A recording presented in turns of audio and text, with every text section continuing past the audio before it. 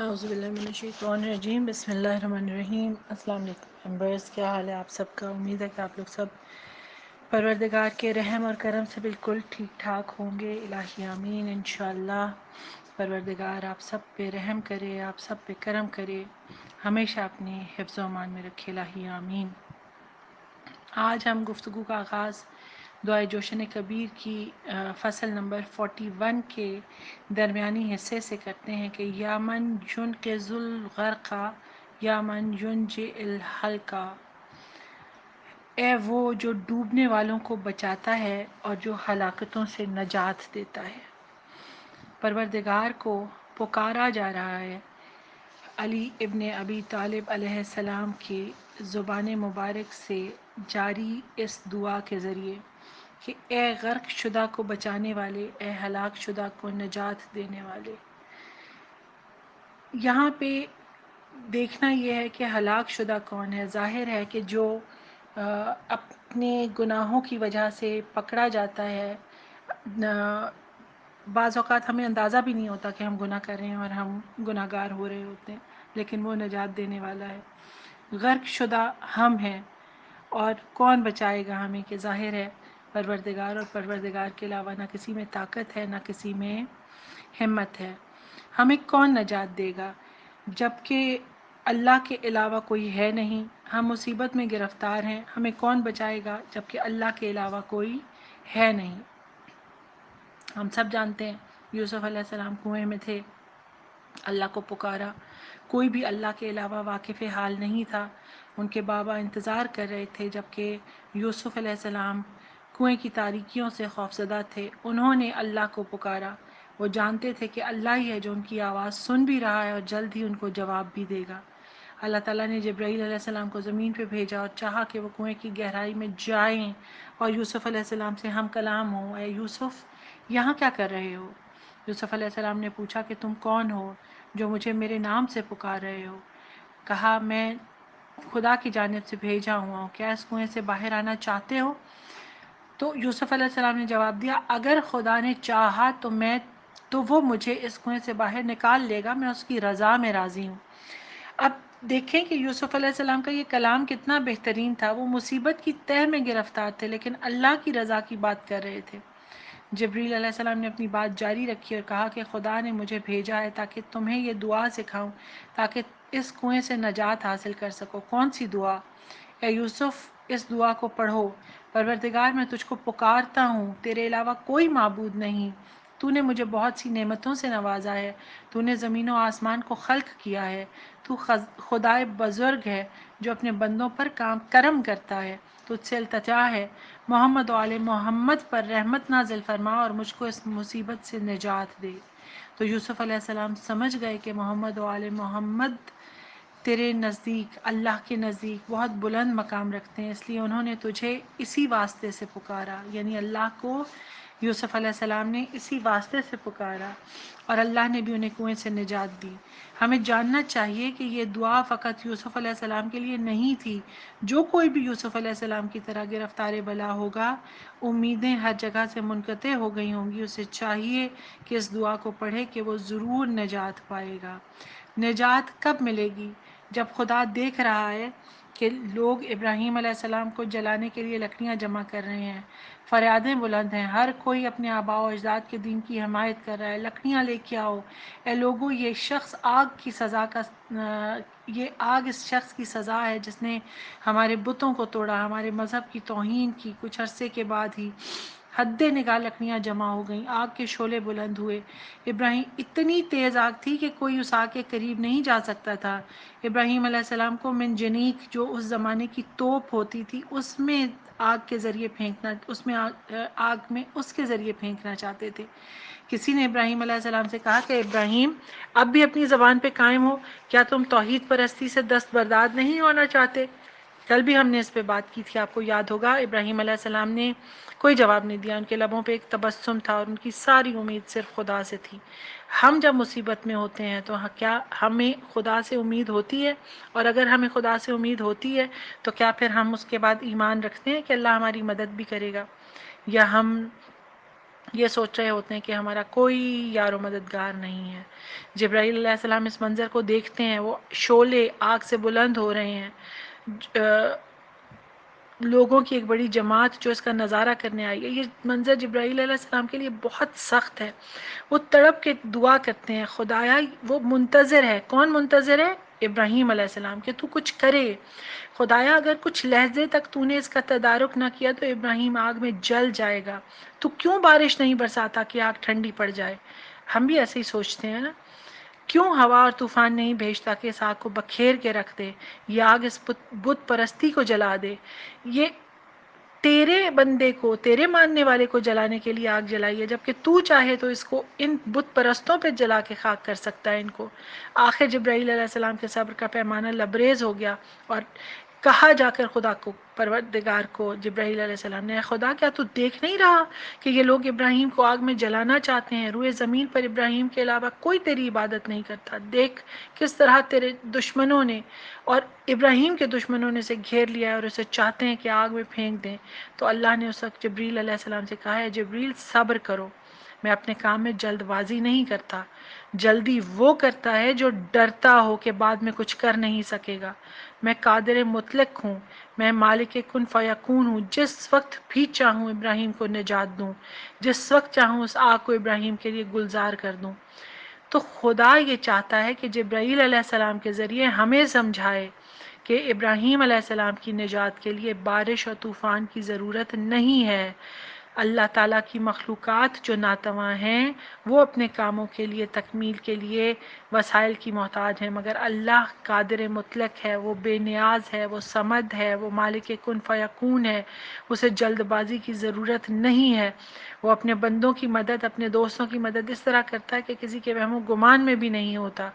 جب ابراہیم علیہ السلام کو آگ میں پھینکا تھا تو چشم زدن میں اس دہکتی ہوئی آگ کو گلزار کر دیا تھا۔ کتنی مرتبہ ایسے مواقع آتے ہیں کہ ہم بھی اپنی پریشانیوں میں، اپنی نادانی میں پروردگار پہ اعتراض کرتے ہیں کہ پروردگار ہماری مدد نہیں کرتا، اور ہم ڈرتے ہیں کہ وقت ہمارے ہاتھ سے نکل جائے گا۔ ہماری مشکل اصل میں یہ ہے کہ ہم اللہ کو مانتے ہیں لیکن اللہ کو پہچانتے نہیں ہیں۔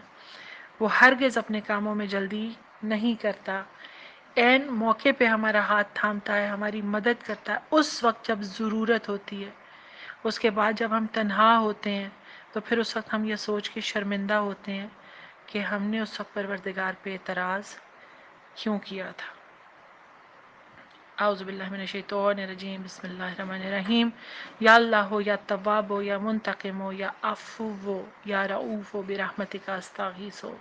پروردگار اللہ رحیم کریم اللہ، کہ جس کے نام اللہ میں اس کی تمام صفات کی روشنی موجود ہے، نور موجود ہے۔ یا تواب ہو، توبہ قبول کرنے والے، جو بڑے سے بڑے گناہ کرنے والے کی بھی توبہ قبول کر لیتا ہے۔ یا منتقم ہو، بدلہ لینے والا، سرکش اور نافرمان لوگوں سے بدلہ لینے والا۔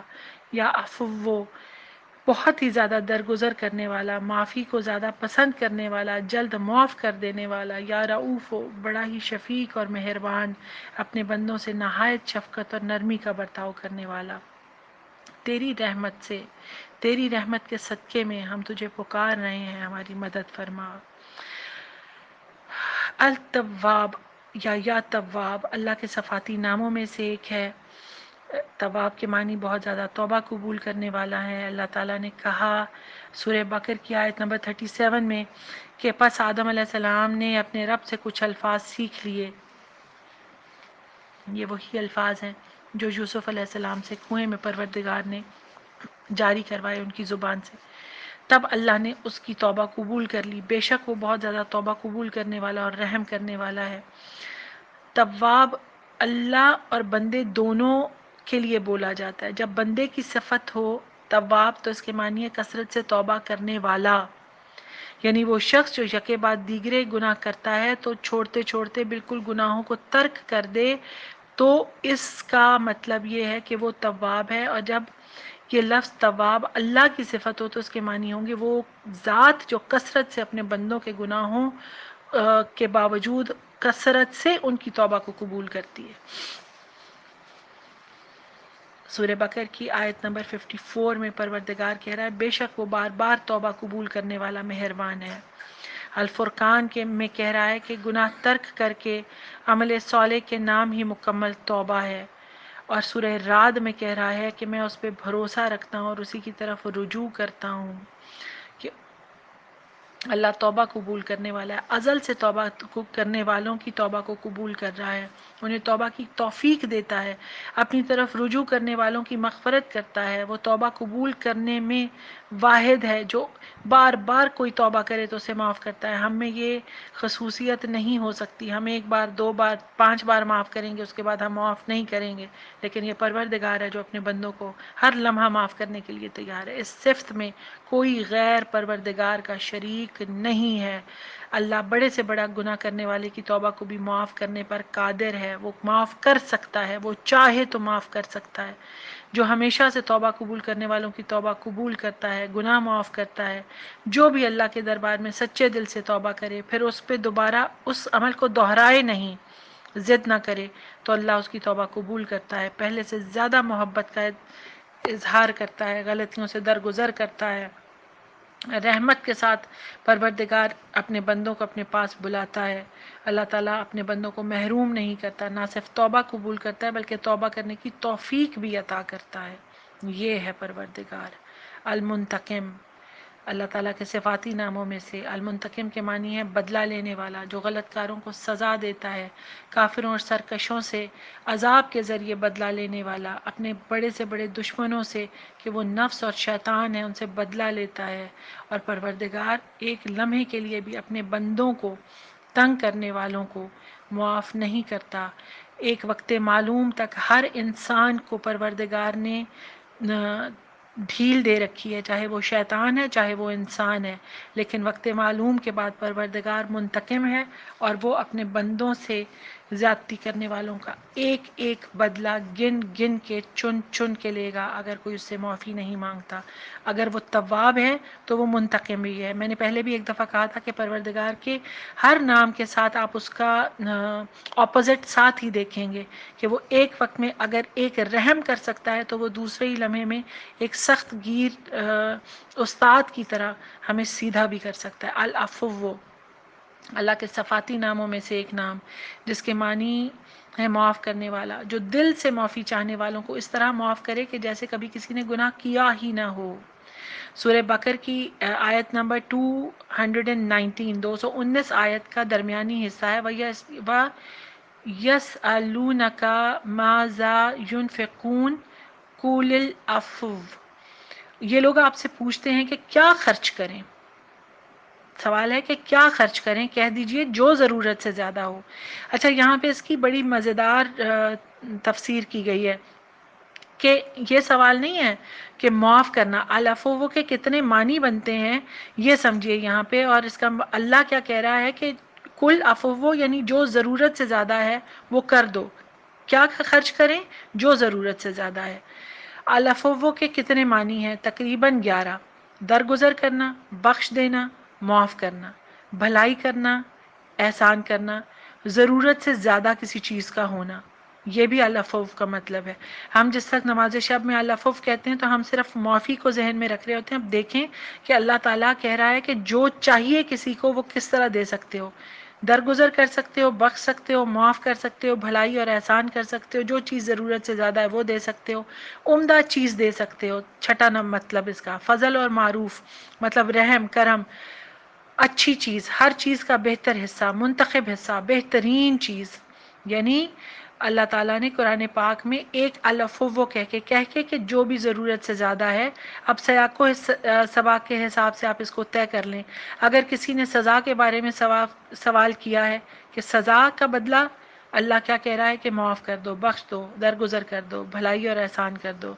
اگر اشیاء، چیزوں کی مقدار کے متعلق سوال ہو رہا ہے تو العفو کا مطلب ہے ضرورت سے زائد جو ہے وہ دے دو، کھانے پینے میں، پہننے میں، اوڑھنے میں، پیسوں میں۔ اگر مقدار اور سزا کے بجائے کسی چیز کے انفاق کے متعلق سوال ہو رہا ہے یعنی اللہ کے نام پہ، العفو کا مطلب کیا ہے؟ عمدہ چیز، فضل، اچھی چیز، ہر چیز کا بہتر حصہ، منتخب حصہ، جس طرح آل محمد علیہ السلام اپنے حصے کا بھی سب کچھ لوگوں میں بانٹ دیا کرتے تھے، یعنی ضرورت سے زائد ہم جیسوں کے لیے ہے، جو سخی ہوتے ہیں، جو کریم ہوتے ہیں، وہ اپنا بھی دے دیتے ہیں۔ اب اللہ سے سوال کیا گیا کہ وَيَسْأَلُونَكَ مَاذَا يُنْفِقُونَ قُولِ الْعَفْوَ، وہ دریافت کرتے ہیں کہ کیا کھلا رکھیں، کیا خرچ کریں، کہہ دیجیے العفو، وہ جو ضرورت سے زائد ہے۔ یعنی اب کیا ہوا کہ کیا انفاق کریں؟ بہتر چیز۔ کیا انفاق کریں؟ ہر چیز کا بہتر حصہ۔ کیا انفاق کریں؟ منتخب حصہ۔ کیا انفاق کریں؟ بہتر چیز۔ کیا انفاق کریں؟ بہترین چیز۔ کیا انفاق کریں؟ معافی دینا۔ یعنی کہ پروردگار کا اتنا کریم نام ہے یہ کہ آپ جب العفو کہیں تو صرف پروردگار سے معافی کا ذہن میں نہ رکھیں، بلکہ یہ ذہن میں رکھیں کہ جو چاہیے العفو کے صدقے میں آپ کو ملے گا انشاءاللہ۔ الرؤوف، اللہ تعالیٰ کے صفاتی ناموں میں سے وہ آخری نام کہ آج جس کا ہم ذکر کرنے والے ہیں، نرم سلوک والا، بڑا مشفق، شفیق، مہربان۔ سورہ نحل کی آیت نمبر 7 میں پروردگار کہہ رہا ہے کہ اور دور دراز شہروں میں جہاں تم سہمت شاقہ کے بغیر نہیں پہنچ سکتے، وہ تمہارے بوجھ اٹھا کے لے جاتے ہیں، جانور یا سواریاں۔ کچھ شک نہیں کہ تمہارا پروردگار نہایت شفقت والا اور مہربان ہے۔ ان ربکم لا رؤوف الرحیم، بے شک تمہارا رب نرم سلوک والا اور رحم کرنے والا ہے۔ الرافتہ، یہ رؤوف سے اس کے معنی شفقت اور رحمت کے ہیں۔ پروردگار اپنے بندوں پہ شفقت اور رحم کرنے والا، بڑا مہربان ہے، محبت کرنے والا، جو ہر وقت اپنی شفقت ان پہ نازل کرتا رہتا ہے۔ اور اب ان کے تھوڑی سی صفات پہ بات کر لیں، ان کے عمل پہ، ان کی پڑھائی پہ، کہ امام علی رضا علیہ السلام فرماتے ہیں کہ خداوند متعال کے جو خواص ہیں اسماء الحسنہ کے، ان میں سے الطواب کے بارے میں کہتے ہیں کہ جو شخص ہر روز 30 مرتبہ یا توابو کہے گا، اس کا دل وسوسوں سے پاک ہو جائے گا، اس کی توبہ قبول ہو جائے گی اور توبۃ النصوص کو نصیب ہوگی۔ جو کثرت سے اس کا ورد کرے گا، اس کا نفس اصلاح اور اطاعت کی طرف مائل ہو جائے گا۔ المنتقم، دشمن کو دوست بنانے کے لیے اس کا ورد کیا جائے۔ العفو، جس کے گناہ بہت زیادہ ہوں وہ اس میں شریف کی کثرت کرے، اللہ تعالیٰ اپنے فضل سے اس کے سب گناہ معاف کر دے گا۔ اور جو ہم نے ابھی اس کی تفسیر پڑھی ہے اس کے مطابق تو پھر اور بھی بہت کچھ انشاءاللہ بھی آئے گا جس وقت ہم پڑھتے ہیں۔ توبہ کی توفیق کے لیے التواب یا تواب، درگزر کرنے کے لیے، اللہ تعالیٰ سے معافی کی توفیق کے لیے آپ بار بار اور بہت زیادہ العفو کا ورد کریں۔ اور جو کوئی 41 دن تک 800 مرتبہ روزانہ یہ اس میں مبارک یا توابو پڑے گا، اس کو ظاہر اور باطن کی نعمتوں سے نوازا جائے گا۔ جو اس اسم الہی کو بارش کے پانی سے دھو کے شراب کے عادی کو، نشے کے عادی کو پلائے تو اس کی عادت چھوٹ جائے گی۔ یہ سبھی کر سکتے ہیں، چاہے سگریٹ والے ہوں، چاہے چائے والے ہوں، ہر طرح سے ذہن میں رکھیے گا۔ اگر کسی ظالم پر 10 مرتبہ پڑھ کے یا توابو پھونکا جائے تو انشاءاللہ اس ظالم سے خلاصی حاصل ہو جائے گی۔ المنتقم، جو حق پہ ہو، دشمن سے بدلہ لینے کی قدرت نہ رکھتا، وہ 3 جمعے تک بکثرت المنتقم ہو پڑے، پروردگار خود اس کا انتقام لے لے گا۔ لیکن یہ عمل ناحق ہرگز نہ کیا جائے کہ یہ بہت سخت گناہ ہے۔ اگر کوئی آدھی رات کے وقت اس میں الہی المنتقم کو جس نیت سے پڑھے، پروردگار اس کے کام کو آسان کرے گا۔ جو عشاء یا فجر کی نماز کے بعد 40 دن تک روزانہ 1000 مرتبہ یا قہارو یا مذلو یا منتقموں پڑھے گا، انشاءاللہ ظالم اس کا ہلاک ہو جائے گا۔ اس اسم کو بکثرت پڑھنے والے کی آنکھیں کبھی خراب نہیں ہوتی۔ العفو، جو کثرت کے ساتھ پڑھے اللہ تعالیٰ اس کے گناہوں کو معاف کرتا ہے، رضا الہی حاصل ہوتی ہے، اچھے اعمال کی توفیق ملتی ہے۔ 3 ہفتے تک مسلسل اس کا ورد کرنے والے کے سب دشمن اس کے دوست ہو جائیں گے، وہ لوگوں میں معزز ہوگا۔ جو کسی شخص سے ڈرتا ہو یا خوفزدہ ہو، وہ اس اسم مبارک کو بہت پڑھے تو اس کا خوف دور ہوگا۔ اگر اس اسم الہی العفو کے ساتھ الغفور کو بھی ملا لیا جائے تو قبولیت زیادہ قریب ہو جاتی ہے۔ 156 مرتبہ العفو پڑھنے والے کو اللہ تعالیٰ خوف سے امان دیتا ہے۔ یا رؤوفو، جو شخص بکثرت یا رؤوفو کا ورد کرے، مخلوق اس پہ مہربان ہو جاتی ہے اور وہ خود مخلوق پہ مہربان ہو جاتا ہے۔ اور جو شخص 10 مرتبہ درود شریف اور 10 مرتبہ اس اسم الہی کو پڑھے تو انشاءاللہ اس کا غصہ دور ہو جاتا ہے۔ کسی غضبناک شخص پہ، یعنی جس کا کوئی غصے میں ہو بہت زیادہ، تو الرؤوفو دم کیا جائے تو غصہ دور ہو جاتا ہے۔ اچھا یہاں پہ ایک اور چیز بھی بتا دوں کہ اگر کہیں پہ لڑائی ہو رہی ہو، غصہ بہت زیادہ ہو رہا ہو، تو وہاں پہ آپ 7 مرتبہ سورہ قریش پڑھیں تو بھی وہ لڑائی ختم ہو جاتی ہے۔ ضروری نہیں ہے کہ آپ سامنے ہوں، آپ دور سے بھی بیٹھ کے پڑھیں تو اس کا اثر ہوتا ہے۔ اور جو کسی مظلوم کو ظالم کے ہاتھ سے چھڑانا چاہے وہ 10 بار یا رؤوفو پڑھے تو ظالم اس پہ رحم کرے گا اور اس کی جان بخشی ہو جائے گی۔ اللہ تعالیٰ موت سے پہلے معافی کے دروازوں کو کھلا رکھے تو اس کے لیے یا توابو پڑھا جائے۔ پروردگار نے توبہ کا دروازہ ہمیشہ کھلا رکھا ہے اور اللہ تعالیٰ اس پہ رحم کرتا ہے کہ جو پروردگار سے صحیح طریقے سے معافی مانگے۔ سچی توبہ کے لیے رات کو سونے سے پہلے 409 مرتبہ یا توابو کا ورد کرے یا روزانہ 24 مرتبہ پڑھتا رہے، ہمیشہ اپنی توبہ پہ قائم رہے گا۔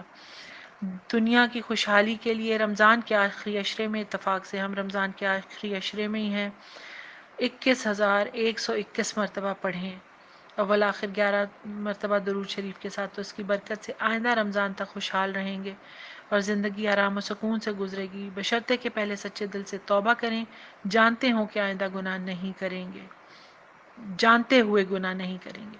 قبولیت دعا کے لیے بہت اکثیر ہے یا توابو، جس کی دعا قبول نہ ہوتی ہو، کوئی جائز دعا قبول نہ ہوتی ہو تو 11 دن تک اس اسم الہی یا توابو کو 1100 مرتبہ ورد کریں، اس کے بعد دعا مانگیں، انشاءاللہ دعا ضرور قبول ہوگی۔ حصولیت جس کو معرفت نہ ملتی ہو، اگر وہ اللہ کا تصور کر کے ڈوب کے یا توابو پڑھے تو اس کا باطن اس کو ولی بننے میں آسانی کرے گا۔ المنتقم کالے علم کے وار کو روکتا ہے۔ یہ جو کالے جادو ہوتے ہیں اس کے وقتی اثر ہوتے ہیں، لیکن اللہ رحم کرنے والا ہو تو چاہیے کہ 40 دن تک اس اسم الہی المنتقم کو 640 مرتبہ پڑھیں، اور اگر اس سے زیادہ ہو تو 6400 مرتبہ پڑھیں، انشاءاللہ کالے علم کا اثر ختم ہو جائے گا اور ہر کام صحیح ہو جائے گا۔ اگر مرادیں پوری نہ ہوتی ہوں تو آدھی رات کے وقت تنہائی میں کھڑے ہو کے 3000 مرتبہ المنتقم پڑھیں اور پھر اپنی دعا کو دل میں رکھ کے سجدہ ریز ہو کے اللہ سے دعا کریں۔ جھوٹی تہمت اگر کسی پہ لگی ہو، کوئی جھوٹا مقدمہ بنا ہو، تو اس اسم الہی کو 11,000 مرتبہ پڑھنا شروع کریں روزانہ، اور اس وقت تک پڑھتے رہیں کہ جب تک مقدمے کا فیصلہ نہ ہو جائے۔ انشاءاللہ اللہ تعالیٰ رحم کرے گا۔ بے گناہ قیدیوں کے لیے یہ بہت زیادہ اکثیر عمل ہے۔ دشمن سے محفوظ رہنے کے لیے 3 جمعے تک ہر جمعے کو 7,000 مرتبہ المنتقم پڑھنے والے کو انشاءاللہ دشمن سے نجات ملے گی۔ العفو گناہوں سے معافی، خاوند اگر شوہر کا مزاج نرم کرنا ہو، مرض میں شدت میں کمی کرنی ہو، ہر قسم کی تنگی دور کرنی ہو، تو آپ اس اسم الہی کو کیسے پڑھیں گے؟ گناہوں سے معافی کے لیے روز صبح و شام 100 مرتبہ پڑھیں۔